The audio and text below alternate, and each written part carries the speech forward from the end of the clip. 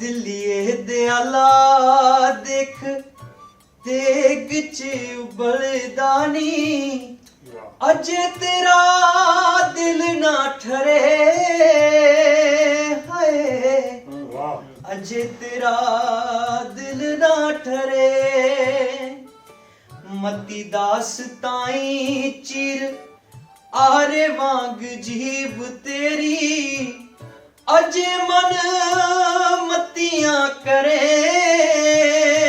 हाय अजे मन मतियां करे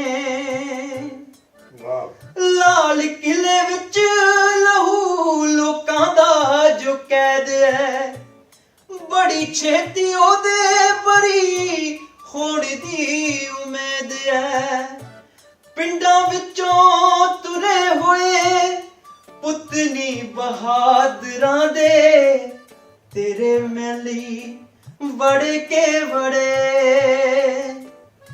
दिलिए दयाला देख देग च उबलदानी अजे तेरा दिल ना ठरे हाय अजे तेरा दिल ना ठरे ਇਹ ਜੇ ਸ਼ਾਇਰ ਦੀ ਤੁਸੀਂ ਇਹੋ ਗਾਇਆ ਦਾ ਗੀਤ ਗਾਇਆ ਨਾ ਕਮਾਲ ਦਾ ਕ੍ਰਾਂਤੀਕਾਰੀ ਸ਼ਾਇਰ ਹੋਇਆ ਸੰਤ ਰਾਮ ਉਦਾਸੀ ਜੀ ਦਾ ਇਹੋ ਲਿਖਿਆ ਗੀਤ ਆ ਜੋ ਕੁਛ ਉਹ ਲਿਖ ਗਏ ਕਮਾਲ ਕਰ ਗਏ ਉਹ। ਬਿਲਕੁਲ ਇਸ ਹਫ਼ਤੇ ਉਹਨਾਂ ਦੀ ਬਰਸੀ ਵੀ ਸੀ ਤੇ ਕਾਫੀ ਯਾਦ ਵੀ ਕੀਤਾ ਕਾਫੀ ਥਾਵਾਂ ਦੇ ਉੱਤੇ ਕਿਰਤੀ ਲੋਕਾਂ ਦੇ ਲਈ ਬਹੁਤ ਕੁਝ ਲਿਖਿਆ ਸੰਤ ਰਾਮ ਉਦਾਸੀ ਉਹਨਾਂ ਨੇ। ਤੂੰ ਮਗਦਾ ਰਹੀ ਵੇ ਸੂਰਜਾ ਕਮੀਆਂ ਦੇ ਵਿਹੜੇ ਕਹਿ ਸਕਦੇ ਵੀ ਹਰ ਬੱਚੇ ਦੀ ਜ਼ੁਬਾਨ ਦੇ ਉੱਤੇ ਆ ਪ੍ਰਾਇਮਰੀ ਸਕੂਲਾਂ ਦੇ ਵਿੱਚ ਬੱਚੇ ਜਿਹੜੇ ਗਾਉਂਦੇ ਹੁੰਦੇ ਸੀ ਮੇਰੀ ਮੌਤ ਤੇ ਨਾ ਰੋਇਓ ਮੇਰੀ ਸੋਚ ਨੂੰ ਬਚਾਇਓ ਹਨਾ। ਤੇ ਅੱਜ ਵੀ ਜਿਹੜਾ ਆ ਗਾਹੇ ਬਗਾਹੇ ਇਹ ਸੁਣਨ ਨੂੰ ਗੀਤ ਮਿਲ ਜਾਂਦੇ ਆ। ਸਲਾਮ ਆ ਉਸ ਕ੍ਰਾਂਤੀਕਾਰੀ ਸ਼ਾਇਰ ਨੂੰ ਸੰਤ ਰਾਮ ਉਦਾਸੀ ਜੀ। ਮਾਸਟਰ ਜੀ ਜਿੱਦਾਂ ਹੁਣ ਸੰਤ ਰਾਮ ਉਦਾਸੀ ਉਹਨਾਂ ਦੀ ਬਰਸੀ ਮਨਾਈ ਆ ਇੱਥੇ ਅਗਲੇ ਹਫਤੇ ਕਰਤਾਰ ਸਿੰਘ ਸਰਾਭਾ ਉਹਨਾਂ ਦਾ ਵੀ ਜਨਮ ਦਿਨ। ਹਾਂ ਬਿਲਕੁਲ। ਵਾਹ ਬਈ ਵਾਹ।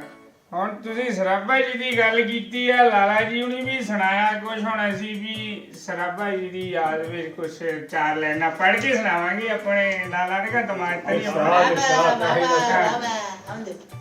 ਕਹਿੰਦੇ ਵੀ ਹਿੰਦੂ ਵਾਸੀਓ ਰੱਖਣਾ ਯਾਦ ਸਾਨੂੰ ਕਿਤੇ ਦਿਲੋਂ ਨਾ ਭੁਲਾ ਜਾਣਾ ਖਾਤਰ ਵਤਨ ਦੇ ਲੱਗੇ ਹਾਂ ਚੜਨ ਫਾਂਸੀ ਸਾਨੂੰ ਵੇਖ ਕੇ ਨਹੀਂ ਘਬਰਾ ਜਾਣਾ ਜੇਲਾ ਹੈਨ ਕਾਲਜ ਵਤਨ ਸੇਵਕਾਂ ਦੇ ਦਾਖਲ ਹੋ ਕੇ ਡਿਗਰੀਆਂ ਪਾ ਜਾਣਾ ਹੁੰਦੇ ਫੇਲ ਬਹੁਤੇ ਪਰ ਪਾਸ ਥੋੜੇ ਵਤਨ ਵਾਸੀਓ ਦਿਲ ਨਾ ਢਾ ਜਾਣਾ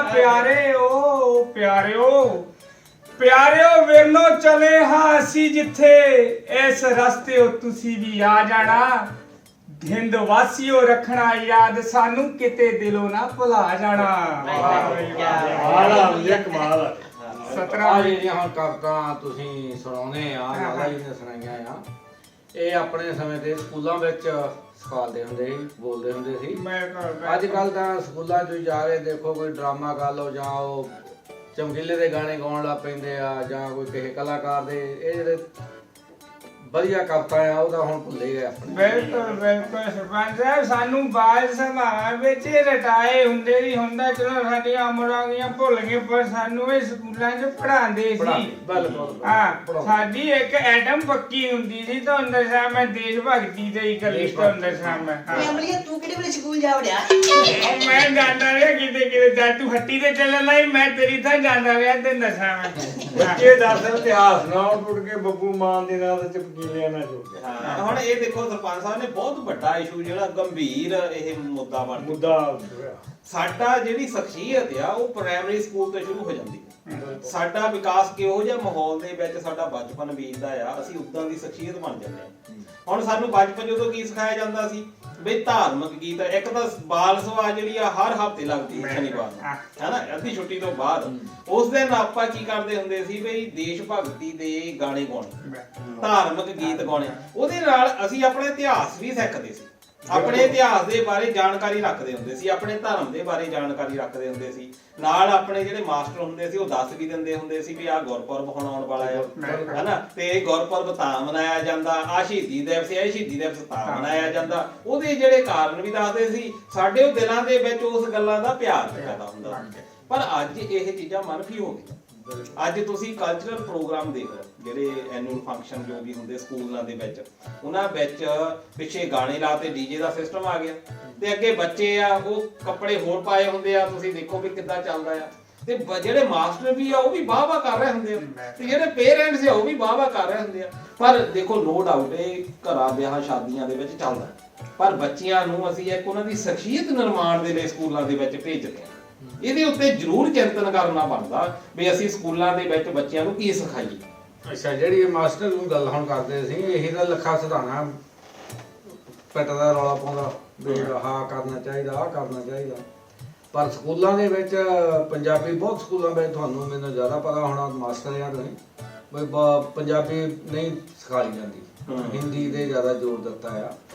ਤੇ ਇਹਦੇ ਕਰਕੇ ਮਤਲਬ ਆਪਣਾ ਜਿਹੜੇ ਪੰਜਾਬ ਦੇ ਆ ਬੋਲੀ ਜਿਹੜੀ ਆ ਪੰਜਾਬ ਦੀ ਉਹ ਬਹੁਤ ਖਰਾਬ ਹੋਈ ਜਾਂਦੀ ਆ। ਖਰਾਬ ਦਾ ਕਹਿਣ ਦਾ ਭਾਵ ਮਤਲਬ ਹਿੰਦੀ ਬਦਲਦੀ ਜਾ ਰਹੀ ਆ। ਸਰਪੰਚ ਸਾਹਿਬ ਗੱਲ ਤਾਂ ਤੁਸੀਂ ਇਹੋ ਲੱਖੇ ਸਿਧਾਣਿਆ ਇਹ ਠੀਕ ਕੀਤੀ ਹੈ। ਜਿਵੇਂ ਉਹ ਰਾਮਪੁਰਾ ਸਕੂਲ ਦੇ ਵਿੱਚ ਗਿਆ, ਰਾਮਪੁਰਾ ਸਕੂਲ ਦੇ ਉੱਤੇ ਉਹ ਉੱਥੇ ਪ੍ਰਿੰਸੀਪਲ ਦੇ ਨਾਲ ਜਿਹੜੀ ਗੱਲ ਕੀਤੀ ਉਹਨਾਂ ਨੇ ਪੰਜਾਬੀ ਬੋਲੀ ਦੀ, ਈਵਨ ਉਹਨੂੰ ਇਹ ਵੀ ਕਿਹਾ ਵੀ ਤੁਸੀਂ ਆਹ ਕਿਤਾਬ ਪੜ੍ਹ ਕੇ ਦਿਖਾ ਲਓ ਪੰਜਾਬੀ ਦੀ। ਮਸਲਾ ਵੀ ਕੁਝ ਸਰਕਾਰ ਦੇ ਵੀ ਇੱਥੇ ਫਰਜ਼ ਬਣਦੇ ਆ। ਜੇ ਲੱਖਾ ਸਿਧਾਣਿਆਂ ਦਾ ਤੁਸੀਂ ਚੱਕ ਲਿਆ, ਲੋਕਾਂ ਦੇ ਨਾਲ ਪੰਜਾਬੀ ਬੋਲੀ ਦੇ ਨਾਲ ਉਸ ਬੱਚਿਆਂ ਨਾਲ ਧੱਕਾ ਜਿਹੜਾ ਹੁੰਦਾ ਉਹ ਇਹ ਆ ਵੀ ਤੁਸੀਂ ਉਹਨਾਂ ਨੂੰ ਸਕੂਲ ਦੇ ਵਿੱਚ ਪੰਜਾਬੀ ਬਿਲਕੁਲ ਨਹੀਂ ਬੋਲਣ। ਜੇ ਬੋਲਦੇ ਆ ਤਾਂ ਉਹ ਬੱਚਿਆਂ ਦਾ ਇਹ ਕਹਿਣਾ ਹੈ ਕਿ ਉਹ ਬਾਹਰ ਕੱਢ ਦਿੰਦੇ ਆ। ਉਹਨੇ ਇਸ ਮੁੱਦੇ ਨੂੰ ਉਠਾਇਆ ਵੀ ਜੇ ਅਸੀਂ ਪੰਜਾਬ 'ਚ ਰਹਿ ਗਏ, ਪੰਜਾਬ ਦਾ ਹਿੰਦੂ ਚਾਹੇ ਦੇਖੋ ਚਾਹੇ ਮੁਸਲਮਾਨ ਆ, ਉਹਦੀ ਮਾਂ ਬੋਲੀ ਪੰਜਾਬੀ ਆ, ਉਹਦੇ ਵਾਸਤੇ ਉਹਨੇ ਉਸ ਮੁੱਦੇ ਨੂੰ ਚੁੱਕਿਆ। ਫਿਰ ਉਹਨੂੰ ਮੁੜ ਕੇ ਉਹਨੂੰ ਚੁੱਕ ਲਿਆ ਉਸਨੇ ਤੇ ਕਹਾ ਮਾਸ ਜੀ ਤੁਸੀਂ ਇਹ ਜਾਣਨਾ ਪਾਓ ਕਿ ਅਸਲ ਮੁੱਦਾ ਕੀ ਸੀ। ਨਹੀਂ, ਮੁੱਦਾ ਪਹਿਲਾਂ ਤਾਂ ਇਹ ਜ਼ਰੂਰ ਦੇਖਣਾ ਚਾਹੀਦਾ ਵੀ ਅਸੀਂ ਜੇ ਪੰਜਾਬੀ ਨਹੀਂ ਬੋਲਣੀ ਸੀ ਫਿਰ ਸੂਬਾ ਬਣਾਉਣ ਦੀ ਕੀ ਜ਼ਰੂਰਤ ਸੀ। ਇੱਕ ਛੋਟੀ ਜਿਹੀ ਸੂਬੀ ਬਣਾ ਲਈ ਅਸੀਂ, ਹੋਰ ਤਾਂ ਕੋਈ ਲੜਾਈ ਨਹੀਂ ਸੀ, ਬੜੇ ਵਧੀਆ ਰਹਿੰਦੇ ਸੀ, ਕੋਈ ਦੰਗਾ ਫਸਾਦ ਨਹੀਂ ਸੀ, ਬੜੇ ਵਧੀਆ ਹਿਮਾਚਲ ਵਾਲਾ ਤੇ ਹਰਿਆਣੇ ਵਾਲਾ ਤੇ ਪੰਜਾਬ ਵਾਲਾ, ਮੰਗ ਵੀ ਕਿਸੇ ਹੋਰ ਦੀ ਨਹੀਂ ਸੀ। ਸੈਂਟਰ ਸਰਕਾਰ ਦਾ ਇਹਨੂੰ ਵੰਡਣਾ ਹੀ ਨਹੀਂ ਸੀ ਚਾਹੁੰਦੀ, ਉਹ ਤਾਂ ਕਹਿੰਦੀ ਸੀ ਵੀ ਇਕੱਠੇ ਰਹਿਣ ਤਿੰਨੇ ਜਿਹੜੀਆਂ ਸਟੇਟਾਂ ਹੁਣ ਬਣ ਗਈਆਂ। ਪਰ ਅਸੀਂ ਇਹ ਕਹਿੰਦੇ ਸੀ ਵੀ ਸਾਨੂੰ ਇੱਕ ਸਟੇਟ ਇਦਾਂ ਦੀ ਚਾਹੀਦੀ ਆ ਜਿੱਥੇ ਸਿਰਫ ਪੰਜਾਬੀ ਬੋਲੀ ਜਾਵੇ। ਹੁਣ ਪਾਕਿਸਤਾਨ ਵਾਲੇ ਪੰਜਾਬ ਦਾ ਤੁਸੀਂ ਹਾਲ ਦੇਖ ਲਓ, ਉੱਥੇ ਕੀ ਆ, ਉੱਥੇ ਪੰਜਾਬੀ ਬਿਲਕੁਲ ਹੀ ਖਤਮ ਆ। ਉੱਥੇ ਜਿਹੜਾ ਬੰਦਾ ਪੰਜਾਬੀ ਬੋਲਦਾ ਉਹਨੂੰ ਇਦਾਂ ਜਾਣੀ ਡੀਲ ਕੀਤਾ ਜਾਂਦਾ ਵੀ ਇਹ ਅਨਪੜ੍ਹ ਆ। ਕਿਸੇ ਵੀ ਬੋਲੀ ਨੂੰ ਤੁਸੀਂ ਮਾਰਨਾ ਹੋਵੇ ਉਹਨੂੰ ਇਹ ਅਹਿਸਾਸ ਕਰਾ ਦਿਓ ਉਹਦੇ ਵਸਿੰਦਿਆਂ ਨੂੰ ਵੀ ਇਹ ਅਨਪੜ੍ਹਾਂ ਦੀ ਭਾਸ਼ਾ ਹੈ। ਹੁਣ ਅਸੀਂ ਗੱਲ ਕਰਦੇ ਹਾਂ ਪੰਜਾਬ ਦੀ, ਪੰਜਾਬ ਨੂੰ ਅਸੀਂ ਕਹਿੰਦੇ ਹਾਂ ਮਾਝਾ, ਮਾਲਵਾ ਤੇ ਦੁਆਬਾ, ਤਿੰਨੇ ਖਿੱਤਿਆਂ ਦੀ ਗੱਲ ਕਰਦੇ ਹਾਂ। ਅਸੀਂ ਪੁਆਧ ਦਾ ਏਰੀਆ ਨਹੀਂ ਕੱਢਦੇ, ਜਦ ਕਿ ਪੁਆਧ ਜਿਹੜਾ ਰੋਪੜ, ਪਟਿਆਲਾ ਸਾਰਾ ਪੁਆਧ ਦਾ ਏਰੀਆ, ਕਿੱਡਾ ਵੱਡਾ ਏਰੀਆ ਹੈ। ਹੁਣ ਪੁਆਧੀ ਜਿਹੜੀ ਭਾਸ਼ਾ ਆ ਉਹ ਖਤਮ ਕਰ ਦਿੱਤੀ ਗਈ। ਸਾਰਾ ਚੰਡੀਗੜ੍ਹ ਜਿੰਨੇ ਪਿੰਡ ਜਿਹੜੇ ਆ ਉਹ ਖਤਮ ਕੀਤੇ ਗਏ, ਪੁਆਧ ਦੇ ਹੀ ਉਹ ਪਿੰਡ ਪੁਆਧੀ ਭਾਸ਼ਾ ਬੋਲਦੇ ਹੁੰਦੇ ਸੀ। ਹੁਣ ਉੱਥੇ ਕੌਣ ਪੁਆਧੀ ਬੋਲਦਾ? ਉਹ ਕਿਉਂ ਇਦਾਂ ਹੁੰਦੀ ਆ ਕਿ ਜਿਹੜਾ ਬੰਦਾ ਪੁਆਧੀ ਬੋਲਦਾ ਉਹ ਇਦਾਂ ਲੋਕਾਂ ਦੇ ਵਿੱਚ ਹੋ ਗਿਆ ਵੀ ਇਹ ਅਨਪੜ੍ਹਾਂ ਦੀ ਭਾਸ਼ਾ ਹੈ। ਇਹੀ ਠੀਕ ਸਿਸਟਮ ਜਿਹੜਾ ਆ ਸਾਡੇ ਹੁਣ ਪੰਜਾਬ 'ਚ ਹੋਇਆ। ਪਰ ਇਹਦੇ ਲਈ ਪੰਜਾਬ ਸਰਕਾਰ ਬਹੁਤ ਵੱਡੇ ਹੱਦ ਤੱਕ ਜ਼ਿੰਮੇਵਾਰ। ਪਹਿਲਾਂ ਮੈਂ ਕ੍ਰੈਡਿਟ ਦਊਂਗਾ ਜਿਨ੍ਹਾਂ ਨੇ ਬਹੁਤ ਵਧੀਆ ਕੰਮ ਕੀਤਾ, ਲਛਮਣ ਸਿੰਘ ਗਿੱਲ ਹੁਣ 1966 'ਚ ਪੰਜਾਬ ਬਣਿਆ, 1968 ਵਿੱਚ ਐਜ਼ ਏ ਚੀਫ ਮਿਨਿਸਟਰ ਉਹਨੇ ਆਫੀਸ਼ੀਅਲ ਭਾਸ਼ਾ ਦਾ ਕਾਨੂੰਨ ਬਣਾਤਾ ਵੀ ਪੰਜਾਬੀ ਭਾਸ਼ਾ ਇੱਥੇ ਦਾ ਦਫ਼ਤਰੀ ਕੰਮਕਾਜ ਦੀ ਭਾਸ਼ਾ ਹੋਏਗੀ। ਪਰ ਉਸ ਤੋਂ ਬਾਅਦ ਪੰਜਾਬ ਦੇ ਵਿੱਚ ਤੁਸੀਂ ਹੁਣ ਵੀ ਦੇਖ ਲਓ, ਕਿਸੇ ਦੀ ਕੋਈ ਬਦਲੀ ਦਾ ਕੋਈ ਖਤ ਆਉਂਦਾ, ਕੋਈ ਹੋਰ ਕੋਈ ਡੀਸੀ ਕੋਈ ਕਿਸੇ ਨੂੰ ਦਫ਼ਤਰਾਂ ਦੇ ਵਿੱਚ ਚਿੱਠੀ ਪੱਤਰ ਚੱਲਦਾ, ਅੰਗਰੇਜ਼ੀ ਵਿੱਚ ਆਉਂਦਾ, ਪੰਜਾਬੀ ਵਿੱਚ ਦੱਸੋ ਕਿਹੜਾ ਆਉਂਦਾ ਹੈ? ਕੋਈ ਵੀ ਇਹਨਾਂ ਦੀ ਕਾਨਫਰੰਸ ਹੁੰਦੀ ਆ, ਕਿਤੇ ਵੀ ਹੁੰਦੀ ਆ, ਪਿੱਛੇ ਗੱਲਾਂ ਜਿਹੜੀਆਂ ਆ ਪੰਜਾਬ ਦੀਆਂ ਗੱਲਾਂ ਕਰਨੀਆਂ ਹੁੰਦੀਆਂ ਆ ਤੇ ਪਿੱਛੇ ਜਿਹੜਾ ਬੈਨਰ ਆ ਉਹ ਅੰਗਰੇਜ਼ੀ 'ਚ ਲਿਖਿਆ ਹੁੰਦਾ ਹਨਾ। ਤੇ ਇਹ ਜਿਹੜੀਆਂ ਗੱਲਾਂ ਆ ਸਾਨੂੰ ਅਸੀਂ ਦੂਸਰਿਆਂ ਤੋਂ ਪੁੱਛ ਸਕਦੇ ਹਾਂ। ਚਲੋ ਠੀਕ ਆ, RSS ਦੇ ਸਕੂਲ ਆ, ਉਹਨੀ ਤਾਂ ਆਪਣੀ ਫਿਲਾਸਫੀ ਜਿਹੜੀ ਆ ਉਹ ਕਰਨੀ ਆ। ਇਹ ਵੀ ਕੋਈ ਵੱਡੀ ਗੱਲ ਨਹੀਂ ਵੀ ਉਹ ਪ੍ਰਿੰਸੀਪਲ ਨੂੰ ਪੜ੍ਹਨਾ ਨਹੀਂ ਆਇਆ, ਉਹ ਤਾਂ ਵਿਚਾਰਾ ਸ਼ਾਇਦ ਹਿਮਾਚਲ ਦਾ ਸੀ। ਹੁਣ RSS 12,000 ਤੋਂ ਉੱਤੇ ਦੇ ਸਕੂਲ ਚਲਾਉਂਦੀ ਆ। ਉਹ ਸਕੂਲ ਦਾ ਮੇਨ ਚਲਾਉਣ ਦਾ ਹੀ ਉਹਨਾਂ ਦਾ ਇਹ ਹੈ ਕਿ ਅਸੀਂ ਸੰਸਕ੍ਰਿਤ ਤੇ ਹਿੰਦੀ ਦਾ ਪ੍ਰਸਾਰ ਕਰਨਾ, ਹਿਡਨ ਦਾ ਏਜੰਡਾ ਉਹਨਾਂ ਦਾ ਕਲੀਅਰ ਹੈ। ਹੁਣ ਅਸੀਂ ਤਾਂ ਇੱਥੇ ਜਿਹੜਾ ਸਾਡਾ ਏਜੰਡਾ ਹੋਣਾ ਚਾਹੀਦਾ ਹੈ, ਅਸੀਂ ਕਿੰਨਾ ਕੰਮ ਕਰ ਰਹੇ ਹਾਂ ਪੰਜਾਬੀ ਦੇ ਵਾਸਤੇ। ਇਹ ਵੀ ਹੋਣਾ ਚਾਹੀਦਾ ਵੀ ਲੱਖਾ ਸਿਧਾਣਾ ਚਲੋ ਠੀਕ ਆ ਬੋਲਦਾ ਆ, ਕਈ ਬੰਦੇ ਨਹੀਂ ਵੀ ਸਹਿਮਤ ਵੀ ਉਹਦਾ ਜਿਹੜਾ ਤਰੀਕਾ ਆ ਉਹ ਕਹਿਣ ਦਾ ਗਲਤ ਆ, ਪਰ ਤਰੀਕਾ ਉਹ ਵੀ ਦੱਸਿਆ ਜਾਵੇ ਹਨਾ ਵੀ ਕਿਸ ਤਰੀਕੇ ਦੇ ਨਾਲ ਹੁਣ ਹੋਵੇ। ਇਹ ਤਰੀਕਾ ਤਾਂ ਮਾਸਟਰ ਜੀ ਤੇ ਇਹ ਵੀ ਲੱਗਦਾ ਵੀ ਸਰਕਾਰ ਜਦੋਂ ਹੋਂਦ ਵਿੱਚ ਆਈ ਆ ਉਹ ਹਾਂਜੀ। ਇਹਨਾਂ ਨੇ ਆਉਂਦੇ ਨੇ ਕਿਹਾ ਨਹੀਂ ਤਾਂ ਬੋਰਡ ਤੱਕ ਜਿਹੜੇ ਸਾਰੇ ਪੰਜਾਬੀ ਚ ਹੋਣਗੇ ਜੀ ਕੋਈ ਬੋਰਡ ਵੀ ਇੰਗਲਿਸ਼ ਵਿੱਚ ਲਿਖਿਆ ਨਹੀਂ ਮਿਲਣਾ ਚਾਹੀਦਾ, ਤੇ ਕੰਮ ਸਾਰੇ ਦਫ਼ਤਰਾਂ ਦੇ ਵੀ ਇੰਗਲਿਸ਼ 'ਚ ਹੀ ਹੁੰਦੇ ਆ, ਬੋਰਡ ਵੀ ਸਾਰੇ ਇੰਗਲਿਸ਼ ਵਿੱਚ ਹੀ। ਇਹਨਾਂ ਮਨ ਲੋਕਾਂ ਨੂੰ ਸਿਰਫ ਬੇਵਕੂਫ ਬਣਾਉਣ ਤੱਕ ਕੀ ਗੱਲ ਹੋਇਆ। ਬਿਲਕੁਲ। ਔਰ ਤੁਸੀਂ ਮੈਂਦਰ ਸਾਹਿਬ ਬੋੜਾ ਦੀ ਗੱਲ ਨਾ ਕਰੋ, ਤੁਹਾਨੂੰ ਦੱਸਾਂ ਮੈਂ ਉਹ ਕੀ ਅਮਲੀਆ और बोड़ा ने तुझे पढ़े नहीं लिखा ये हमारा काम बोलता है पढ़े नहीं ਉਹ ਤਾਂ ਭਈ ਫਿਰ ਬੋਲਣਾ ਹੀ ਸੀ ਉਦੋਂ, ਫਿਰ ਕਈ ਬੰਦਿਆਂ ਦੇ ਤਾਜ਼ੇ ਤਾਜ਼ੇ ਵਿਆਹ ਜੋ ਹੋਈ ਸੀ ਇਹਨਾਂ ਦੇ। अब बच्चे कहते पढ़ान बाजरे का होया, बच्चे कहते भगवंत मान दा, एक कहते गीत होली आ गया जी कटारू जगह ਕਾਮ ਤਾਂ ਬੋਲਦਾ ਉਹੀ ਕਾਮ ਬੋਲਦਾ ਨਾ। ਇੱਥੇ ਫਿਰ ਇਹੀ ਆ ਕਿ ਪੰਜਾਬੀ ਹੁਣ ਆ ਦੇਖੋ ਜਿਹੜਾ ਪੰਜਾਬੀ ਭਾਸ਼ਾ ਵਿੱਚ ਜਿਹੜਾ ਹਿੰਦੀ ਵਿੱਚ ਮਤਲਬ ਹੋਰ ਹੋ ਜਾਂਦਾ, ਇਹੀ ਹੁਣ ਤੱਕ ਦੀ ਮੰਗ ਲੱਖੇ ਸਿਧਾਣੇ ਦੀ ਇਹੀ ਰਹੀ ਆ ਵੀ ਆ ਸਾਡੇ ਸੜਕਾਂ ਦੇ ਉੱਤੇ ਬੋਰਡ ਲੱਗੇ ਆ, ਤੁਸੀਂ ਕੱਢ ਕੇ ਦਿਖਾਓ ਕਿੰਨੀਆਂ ਗਲਤੀਆਂ ਉਹਦੇ ਵਿੱਚ, ਸ਼ਹਿਰਾਂ ਦੇ ਨਾਂ ਗਲਤ ਲਿਖੇ ਆ, ਬਿੰਦੀ ਦੀ ਸਿਹਾਰੀ ਦੀ ਬਿਹਾਰੀ ਦੀ, ਕਿਉਂਕਿ ਉਹ ਜਿਹੜੇ ਲਿਖਣ ਵਾਲੇ ਉਹਨਾਂ ਨੂੰ ਪੰਜਾਬੀ ਭਾਸ਼ਾ ਦਾ ਗਿਆਨ ਹੈ ਨਹੀਂ। ਪਰ ਨਾਲ ਸਾਨੂੰ ਇਹ ਵੀ ਕਰਨਾ ਪੈਣਾ ਕਿ ਜਿਹੜੇ ਹੁਣ ਬੱਚੇ ਪੜ੍ਹਦੇ ਵੀ ਆ ਸਰਕਾਰੀ ਸਕੂਲਾਂ ਦੇ ਵਿੱਚ, ਕੀ ਉਹਨਾਂ ਨੂੰ ਗਿਆਨ ਪ੍ਰੋਪਰ ਹੈਗਾ, ਕੀ ਉਹਨਾਂ ਨੂੰ ਪੰਜਾਬੀ ਸ਼ੁੱਧ ਜਿਹੜੀ ਆ ਉਹ ਲਿਖ ਪਾ ਰਹੇ ਆ। ਕੰਪਿਊਟਰ ਦਾ ਜ਼ਮਾਨਾ ਆ ਗਿਆ, ਪਰ ਫਿਰ ਵੀ ਅਸੀਂ ਜਿਹੜੀ ਆਪਣੀ ਭਾਸ਼ਾ ਹੈ ਇਹਦੇ ਉੱਤੇ ਕੰਮ ਕਰਨ ਦੀ ਬਹੁਤ ਜ਼ਿਆਦਾ ਜੀ ਲੋੜ ਹੈਗੀ ਹੈ। ਇੱਥੇ ਵੈਸੇ ਸਰਕਾਰਾਂ ਸੁਣਦੀਆਂ ਵੀ ਕਿੱਥੇ, ਆਪਣੀ ਮਰਜ਼ੀ ਕਰਦੀਆਂ। ਇਹਦੇ ਪਾਸੇ ਦਾ ਰਾਜੋਵਾਣੀਆਂ ਪਿੱਟਣ ਡਿਆ ਆ। ਆਹੋ ਉਹ ਗੱਲ ਆ। ਇਹ ਰਾਜੋਆਣੇ ਦਾ ਬਾਸੀ ਸਜ਼ਾ ਜਿਹੜੀ ਆ ਉਹ ਮਾਫ ਨਹੀਂ ਕੀਤੀ, ਤਾਂ ਉਹ ਮੇਰੇ ਖਿਆਲ ਚਿੱਠੀ ਉਹ ਲਿਖੀ ਆ ਅਕਾਲ ਤਖਤ ਜਥੇਦਾਰ ਨੂੰ ਲਿਖੀ ਆ ਹਾਂਜੀ ਚਿੱਠੀ। ਪਹਿਲਾਂ ਇਹ ਕੇਸ ਹੈਗਾ ਵੀ ਰਾਜੋਆਣਾ ਮੁੱਖ ਮੁਲਜ਼ਮ ਆ, ਜਿਹੜਾ ਕਿ ਬੇਅੰਤ ਹੱਤਿਆਕਾਂਡ, ਬੇਅੰਤ ਸਿੰਘ ਮੁੱਖ ਮੰਤਰੀ ਪੰਜਾਬ ਸੀਗੇ ਉਦੋਂ ਕਾਂਗਰਸ ਦੇ, 1995 ਦੇ ਵਿੱਚ ਉਹਨਾਂ ਦੀ ਹੱਤਿਆ ਹੋ ਜਾਂਦੀ, 17 ਬੰਦੇ ਹੋਰ ਮਾਰਦੇ ਆ।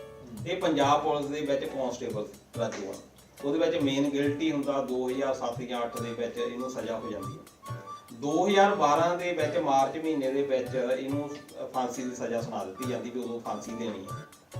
ਪਰ ਉਸ ਤੋਂ ਪਹਿਲਾਂ ਕਾਂਗਰਸ ਸਰਕਾਰ ਸੀ ਤੇ ਇਧਰੋਂ ਐਸਜੀਪੀ ਸੀ, ਇਹਨਾਂ ਨੇ ਜਾ ਕੇ ਪ੍ਰੈਜ਼ੀਡੈਂਟ ਦੇ ਕੋਲ ਕੀ ਹੁੰਦੀ ਹੈ ਕਮਰਸੀ ਪਲੀ ਜਿਹਨੂੰ ਆਪਾਂ ਕਹਿ ਦਿੰਦੇ ਆ, ਉਹ ਪਾ ਦਿੱਤੀ ਵੀ ਇਹ ਜਿਹੜੀ ਸਜ਼ਾ ਆ ਇਹ ਫਾਂਸੀ ਤੋਂ ਉਮਰ ਕੈਦ ਦੇ ਵਿੱਚ ਬਦਲ ਦਿੱਤੀ ਜਾਵੇ।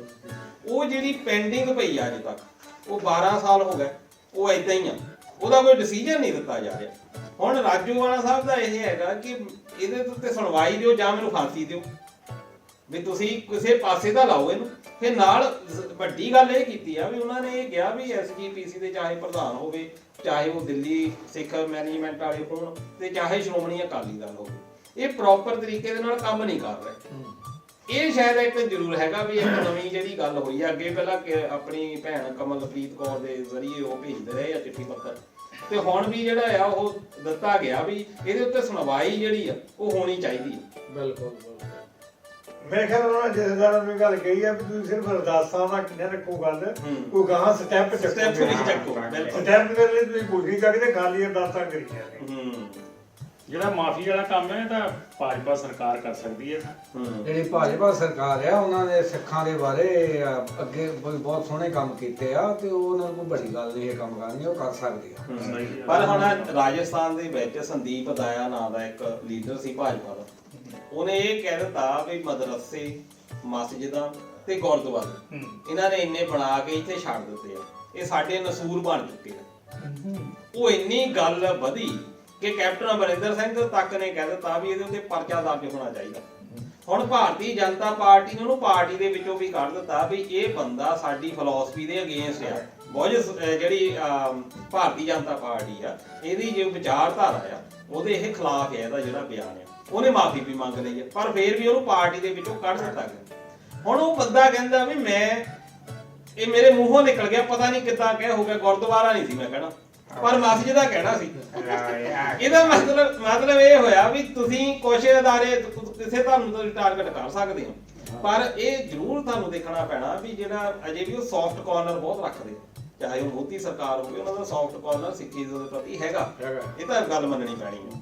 ਲੇਕਿਨ ਕਿਸੇ ਧਰਮ ਵਾਸਤੇ ਇਦਾਂ ਦਾ ਗਲਤ ਬਿਆਨ ਦੇਣਾ, ਕੋਈ ਵੀ ਧਰਮ, ਕਿਸੇ ਵੀ ਧਰਮ ਲਈ, ਚਾਹੇ ਉਹ ਹਿੰਦੂ ਹੋਵੇ, ਮੁਸਲਮਾਨ ਹੋਵੇ, ਸਿੱਖ ਹੋਵੇ ਇਹ ਤਾਂ ਮਸਲਾ ਨਹੀਂ ਕਿ ਮਸਲਾ ਉਹਨੂੰ ਟਾਰਗੇਟ ਕਰਕੇ ਤਾਂ ਇਹ ਗੱਲ ਕੌਮ ਬਿਨਾਂ ਨੂੰ ਦੇ ਨਜ਼ੂਰ ਬਣ ਗਿਆ। ਬਿਲਕੁਲ। ਤੇ ਜਦੋਂ ਤੁਸੀਂ ਕੋਈ ਵੀ ਪਾਰਟੀ ਜਿਹੜੀ ਆ ਦਾਖਲ ਕਰਵਾਉਣੀ ਆ ਜਾਂ ਰਜਿਸਟਰਡ ਕਰਵਾਉਣੀ ਆ ਚੋਣ ਕਮਿਸ਼ਨ ਦੇ ਕੋਲ, ਭਾਰਤੀ ਚੋਣ ਕਮਿਸ਼ਨ ਦੇ ਕੋਲ, ਉਹਦੇ ਵਿੱਚ ਤੁਸੀਂ ਲਿਖਦੇ ਆ ਵੀ ਸਾਡੀ ਜਿਹੜੀ ਪਾਰਟੀ ਆ ਰੋਲ ਜਿਹੜੀ ਸਿਰਫ ਇਹ ਇੱਥੇ ਦੀ ਪਾਰਟੀ ਆ, ਇਹ ਸਾਡਾ ਕੋਈ ਧਾਰਮਿਕ ਕੋਈ ਦੂਜਾ ਨਹੀਂ ਹੈਗਾ ਜਾਂ ਸਾਡਾ ਕੋਈ ਜਾਤ ਪਾਤ ਨਾਲ ਸੰਬੰਧ ਨਹੀਂ, ਲਿਖ ਕੇ ਦਿੰਦੇ ਆ। ਪਰ ਉਸ ਤੋਂ ਬਾਅਦ ਆ ਕੇ ਇਹ ਧਾਰਮਿਕ ਸਿਆਸਤ ਵੀ ਕਰਦੇ ਆ ਤੇ ਜਾਤ ਪਾਤ ਵਾਲੀ ਕਮਿਊਨਿਟੀ ਦੀ ਸਾਰੀ ਸਿਆਸਤ ਜਿਹੜੀ ਆ ਉਹ ਤੋਂ ਬਾਅਦ ਗੰਦਲਾ ਕਰਦੇ ਆ, ਜਾਨੀ ਉਹ ਤੋਂ ਮੁੱਕਰ ਜਾਂਦੇ ਆ ਬਾਅਦ ਦੇ ਵਿੱਚ। ਇਹ ਤਾਂ ਛਾਰਾ ਮਾਸਟਰ ਆ, ਵੋਟਾਂ ਦਾ ਖੇਡ ਹੈ। ਜਦੋਂ ਵੋਟਾਂ ਆਉਂਦੀਆਂ ਉਦੋਂ ਫਿਰ ਛਾਰਿਆਂ ਦੇ ਹੋ ਜਾਂਦੇ ਆ, ਹਿੰਦੂਆਂ ਦੇ ਵੀ ਹੋ ਜਾਂਦੇ ਆ, ਮੁਸਲਮਾਨਾਂ ਦੇ ਵੀ ਹੋ ਜਾਂਦੇ ਆ, ਤੇ ਜਦੋਂ ਫਿਰ ਵੋਟਾਂ ਜਾਵੜਦੀਆਂ ਫਿਰ ਆਜੋ ਫਿਰ ਜਿਹੜੇ ਆਉਂਦੇ ਆ ਵੋਟਾਂ ਨੇ ਵੇਚ ਤਾਂ ਕਹਿੰਦੇ ਜਿਨ੍ਹਾਂ ਨੂੰ ਘਰ ਦੇ ਗਾਲਾਂ ਕੱਢਦੇ ਨੇ, ਤੂੰ ਨਕੰਮਾ ਆ, ਤੂੰ ਨਠੱਲਾ ਆ, ਇਹਦਾ ਕਹਿੰਦੇ ਤੁਸੀਂ ਜ਼ਿੰਮੇਵਾਰ ਨਾਗਰਿਕ ਆ ਭਾਈ। ਇਹ ਅਮਲੀ ਨੂੰ ਪੂਰਾ ਪਤਾ ਅਮਲੀ ਨੂੰ ਆਪਣੀ ਪਈ ਆ। ਇਹਦਾ ਤੂੰ ਨਕਮਾ ਕਿਉਂਕਿ ਆਪ ਵੀ ਜ਼ਿੰਮੇਵਾਰ ਨਾਗਰਿਕ ਹੈ ਨਾ। ਅੱਛਾ। ਇਹਨਾਂ ਨੂੰ ਜ਼ਿੰਮੇਵਾਰ ਲੱਗਦੇ ਆ ਭਾਈ। ਬਾਕੀ ਜ਼ਿੰਮੇਵਾਰ ਤਾਂ ਮੈਂ ਹੈਗਾ ਤੁਹਾਨੂੰ ਪਤਾ। ਨਾਲੇ ਹੁਣ ਮੈਂ ਆਪਣੇ ਪ੍ਰਾਣੀ ਨੂੰ ਕਿਹੜੀ ਅੱਗ ਲੱਗਣ ਦਿੱਤੀ, ਮੈਂ ਜ਼ਿੰਮੇਵਾਰ ਨਾਗਰਿਕ ਆ। ਤੁਹਾਨੂੰ ਦੱਸਾਂ ਮੈਂ ਆਹੋ ਤੁਹਾਨੂੰ ਸਵਾਹ ਪਤਾ ਇਹਨਾਂ ਗੱਲਾਂ ਦਾ। ਇਹ ਜ਼ਿੰਮੇਵਾਰੀ ਤੇਰੀ ਚੰਗੀ ਆ ਵੀ ਇਹੋ ਵੀ ਜ਼ਿਮੀਦਾਰਾਂ ਦੀ ਪਰਾਲੀ ਨੂੰ ਅੱਗ ਨਹੀਂ ਲੱਗਣ ਦੇਣੀ। ਜਦੋਂ ਹੁਣ ਸਰਕਾਰ ਆ ਵਧੀਆ ਤੇਰੀ ਆਪਣੀਆਂ, ਠੀਕ ਹੈ ਨਾ। ਜਦੋਂ ਤੁਸੀਂ ਸਰਕਾਰ ਦੇ ਵਿੱਚ ਨਹੀਂ ਸੀਗੇ ਉਦੋਂ ਕਲਾਸਾਂ ਦੱਸਦੇ ਸੀ ਵੀ 14 ਕਲਾਸ ਵਿੱਚ ਆਉਂਦੇ ਤੇ ਫਲਾਨੀ ਚ ਆਉਂਦੀ ਆ, ਇਹ ਇਹਨਾਂ ਨੂੰ ਕੁਝ ਨਹੀਂ ਕੀਤਾ, ਇਹਦਾ ਹੱਲ ਲੱਭੋ। ਹੁਣ ਜਦੋਂ ਕਰਦੇ ਆ ਉਦੋਂ ਦਾ ਹੱਲ ਕੋਈ ਨਹੀਂ, ਲੇਕਿਨ ਸੁਪਰੀਮ ਕੋਰਟ ਨੇ ਕੋਈ ਫੈਸਲਾ ਕਿਤੇ ਦੇ ਦਿੱਤਾ, ਮਾਸਟਰ ਨੂੰ ਜ਼ਿਆਦਾ ਪਤਾ। ਸੁਪਰੀਮ ਕੋਰਟ ਨੇ ਤਾਂ ਇਹ ਕਿਹਾ ਬਈ ਪੰਜਾਬ ਸਰਕਾਰ ਨੂੰ ਸਖਤੀ ਦੇ ਨਾਲ ਇਹ ਲਾਗੂ ਕਰਨਾ ਚਾਹੀਦਾ, ਕਿਉਂਕਿ ਹੁਣ ਆ ਸੋਮਵਾਰ ਤੱਕ, ਇਸ ਹਫ਼ਤੇ ਦੇ ਸੋਮਵਾਰ ਤੱਕ 20,000 ਦੇ ਕਰੀਬ ਕੇਸ ਆ ਚੁੱਕੇ ਆ ਜਿਹੜੀਆਂ ਅੱਗ ਲੱਗਣ ਦੀਆਂ ਘਟਨਾਵਾਂ।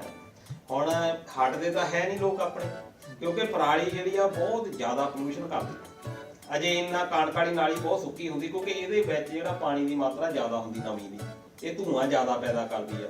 ਹੁਣ ਆਹ ਪਿਛਲੇ ਹਫ਼ਤੇ ਦੀ ਗੱਲ ਆ, ਇੱਕ ਉਹ ਵਿਚਾਰੀ ਮਾਂ ਤੇ ਉਹਦਾ ਪੁੱਤ ਉਹ ਸਕੂਟੀ ਦੇ ਉੱਤੇ ਜਾ ਰਹੇ ਆ, ਉਹ ਇੱਕਦਮ ਹੀ ਧੂਆਂ ਇੰਨਾ ਆ ਗਿਆ, ਉਹ ਵਿਚਾਰਿਆਂ ਨੂੰ ਪਤਾ ਨਹੀਂ ਲੱਗਾ ਤੇ ਵਿੱਚ ਜਾ ਕੇ ਉਹਦੇ ਡਿੱਗ ਗਏ ਤੇ ਉਹ ਸਰੀਰ ਉਹਨਾਂ ਦੇ ਜਲ ਗਿਆ, ਕਾਫੀ ਮਾਤਰਾ ਵਿੱਚ ਜਲ ਗਿਆ। ਹੁਣ ਇੰਨੇ ਧੂਏ ਦੇ ਵਿੱਚ ਉਹਨਾਂ ਨੂੰ ਸਾਹ ਨਾ ਆਉਂਦਾ। ਫਿਰ ਬਹੁਤ ਸਾਰੀਆਂ ਘਟਨਾਵਾਂ ਇਸ ਧੂਏ ਦੇ ਕਰਕੇ, ਇਕੱਲਾ ਇਸੇ ਕਰਕੇ ਨਹੀਂ ਹੈਗਾ।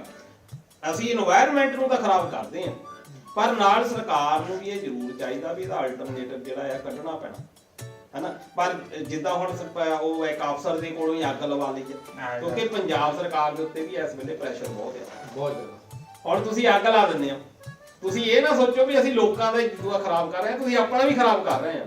ਇੱਕ ਜਿਹੜਾ ਆਪਣੇ ਜਦੋਂ ਇੰਡੈਕਸ ਹੈ ਜੀ ਇੱਕ ਪੋਲੂਸ਼ਨ ਦਾ, ਕਿ ਪ੍ਰਦੂਸ਼ਣ ਕਿੰਨਾ ਆ ਆਪਣੇ ਇੱਥੇ, 150 ਤੋਂ ਥੱਲੇ ਹੋਣਾ ਚਾਹੀਦਾ ਪੋਲੂਸ਼ਨ, ਤੇ ਸਾਡੇ ਸਾਰੇ ਸ਼ਹਿਰਾਂ ਦਾ ਇਸ ਵੇਲੇ 300 ਤੋਂ ਉੱਤੇ ਚੱਲ ਰਿਹਾ ਹੈ ਨਾ।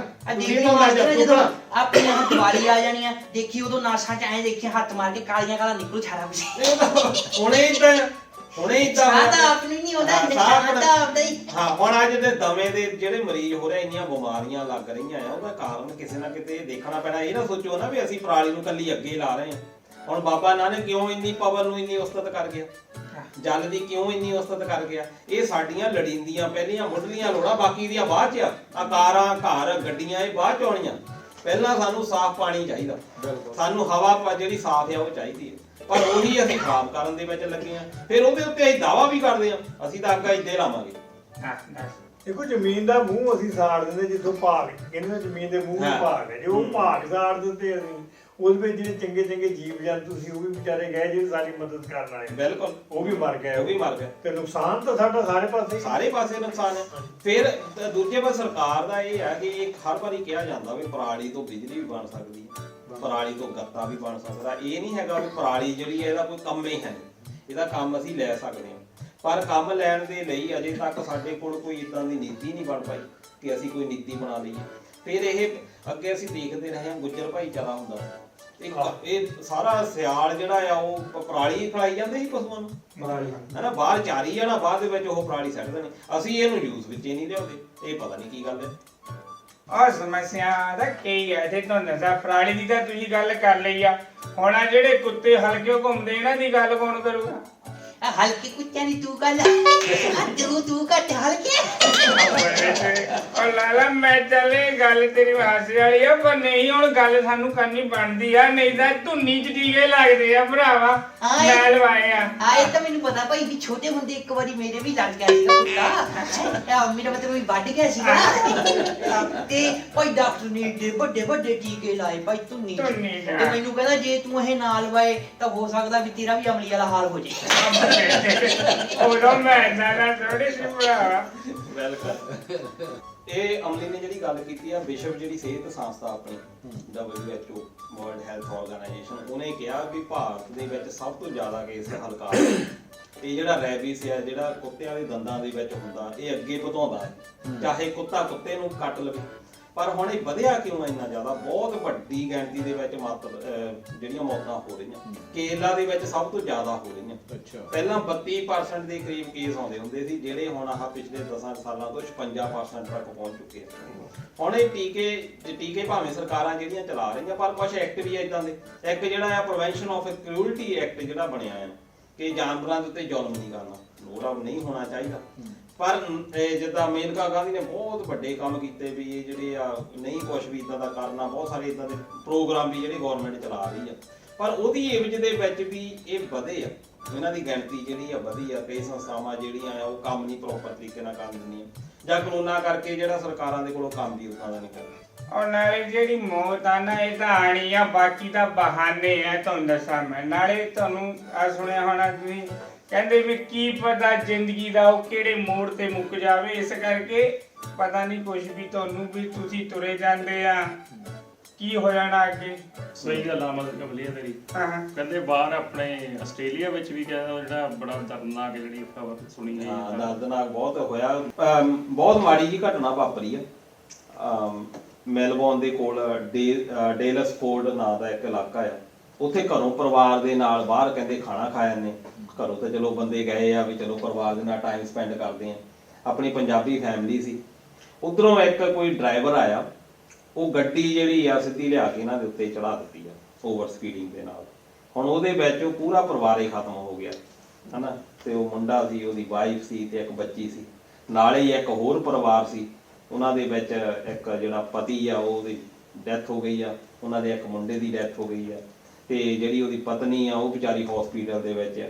ਉਹਦਾ ਜਿਹੜਾ ਇੱਕ ਮੁੰਡਾ ਆ ਉਹ ਵੀ ਹਸਪੀਟਲ ਦੇ ਵਿੱਚ ਆ ਹੋਰ ਵੀ ਕਈ ਵਿਅਕਤੀ ਆ ਜਿਨ੍ਹਾਂ ਦੇ ਬਹੁਤ ਗੰਭੀਰ ਜਿਹੜੀਆਂ ਸੱਟਾਂ ਆ ਉਹ ਲੱਗੀਆਂ ਹੁਣ ਉਹ ਜਿਹੜਾ ਡਰਾਈਵਰ ਆ ਉਹਦੇ ਇਹ ਕਿਹਾ ਜਾ ਰਿਹਾ ਵੀ ਉਹ ਸ਼ੂਗਰ ਦਾ ਮਰੀਜ਼ ਸੀ ਡਾਇਬੀਟੀਜ਼ ਦਾ ਉਹਦੇ ਕਰਕੇ ਬਈ ਉਹ ਕੋਈ ਉਹਨੂੰ ਪ੍ਰੋਬਲਮ ਜਾਨੀ ਮੈਡੀਕਲੀ ਆਈ ਆ ਪਰ ਇਹਦੇ ਉੱਤੇ ਵੀ ਦੇਖਣਾ ਬਣਦਾ ਆ ਵੀ ਇਦਾਂ ਦੀਆਂ ਜਿਹੜੀਆਂ ਕਿਉਂ ਵਾਪਰਦੀਆਂ ਜਦੋਂ ਇਦਾਂ ਦੇ ਜਿਹੜੇ ਲੋਕ ਨੇ ਪ੍ਰੋਬਲਮ ਚਲੋ ਹੁੰਦੀਆਂ ਪਰ ਉਹਨੂੰ ਫਿਰ ਲਾਇਸੈਂਸ ਕੇਸ ਆਧਾਰ ਦੇ ਉੱਤੇ ਤੁਸੀਂ ਇਸ਼ੂ ਕਰ ਸਕਦੇ ਹੋ ਹੁਣ ਆ ਜਿਹੜੇ ਵਿਚਾਰੇ ਆਪਣੀ ਜਿਹੜੀ ਜਾਨ ਹੈ ਇਹਨੂੰ ਆਪਾਂ ਵੇਸਟੇਜ ਆਫ ਲਾਈਫ ਕਹਿ ਸਕਦੇ ਹਾਂ ਪਤਾ ਨਹੀਂ ਕਿੰਨਾ ਵਧੀਆ ਕਿਉਂਕਿ ਹੁਣ ਤੱਕ ਇਹੀ ਸੁਣਨ ਨੂੰ ਮਿਲਦਾ ਹੈ ਬਹੁਤ ਵਧੀਆ ਉਹਨਾਂ ਦੀ ਨੇਚਰ ਸੀ ਸਾਰੇ ਸਤਿਕਾਰ ਦੇ ਨਾਲ ਪਿਆਰ ਦੇ ਨਾਲ ਇਸ ਕਮਿਊਨਿਟੀ ਦੀ ਸਰਵਿਸ ਕਰ ਰਹੇ ਸੀਗੇ ਤੇ ਬੱਚਿਆਂ ਨੇ ਅੱਗੇ ਜਾ ਕੇ ਕਿੰਨੀ ਸ਼ਾਇਦ ਮਨੁੱਖਤਾ ਦੇ ਲਈ ਕੰਮ ਕਰਨਾ ਸੀ ਹਨਾ ਤੇ ਕਿੰਨੀ ਇਹ ਮਾੜੀ ਘਟਨਾ ਆ ਤੇ ਬਹੁਤ ਵੱਡਾ ਦਿਖਾਉਣ ਦਾ ਜੀ ਬਿਲਕੁਲ